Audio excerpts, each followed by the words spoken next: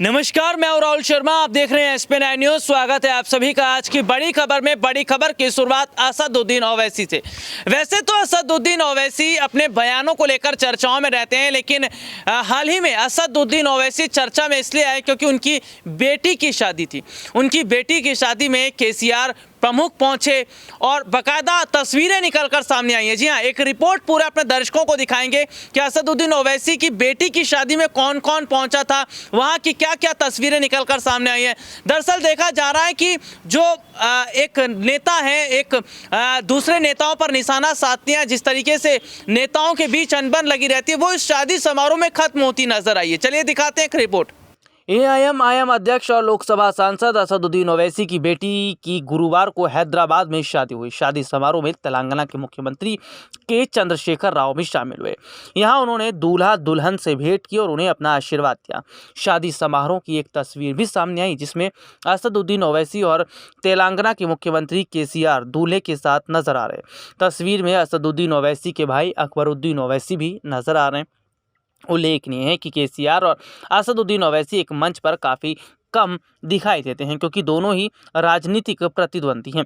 बता दें कि बेशक KCR और असदुद्दीन ओवैसी राजनीतिक प्रतिद्वंदी होने की वजह से एक जगह एक साथ कम नजर आए और एक दूसरे की आलोचना करते दिखे, लेकिन दोनों दूर दूर होकर भी पास नजर आते हैं।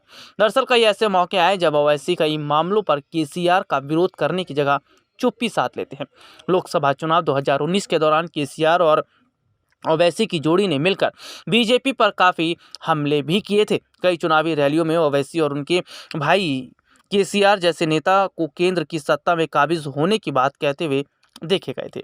दोनों ही नेताओं के बीच यह दोस्ती वर्ष 2018 में भी देखने को मिली थी। उस वक्त AIM के अध्यक्ष असदुद्दीन ओवैसी ने कहा था कि तेलंगाना राष्ट्र समिति अपने दम पर तेलंगाना में अगली सरकार बनाएगी और उनकी पार्टी तेलंगाना राष्ट्रीय समिति और उसके प्रमुख के चंद्रशेखर राव के साथ खड़ी रहेगी।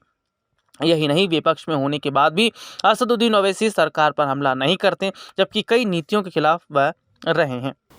तो ये रिपोर्ट आपने देखी जिसमें हमने विस्तार से अपने दर्शकों को दिखाया। देखिए, मौजूदा समय की अगर बात करें तो जिस तरीके से असदुद्दीन ओवैसी की बात करें तो वो हर तरह से, जी हाँ, हर तरीके से जनता को अपने साथ जोड़ने का काम कर रहे हैं। हर चुनाव में उन्होंने अपने उम्मीदवार को उतारा, हालांकि फायदा नहीं मिल पाया, लेकिन असदुद्दीन ओवैसी जो है वो लगातार जो है वो टक्कर देने को दूसरी पार्टियों को कोशिश जरूर करते हैं। अब देखना वैसे दिलचस्प ये हुआ कि आने वाले जो समय के चुनाव है उसमें क्या असदुद्दीन ओवैसी अपने कैंडिडेट को उतारते हैं और उतारेंगे तो क्या बड़ा फायदा मिलेगा।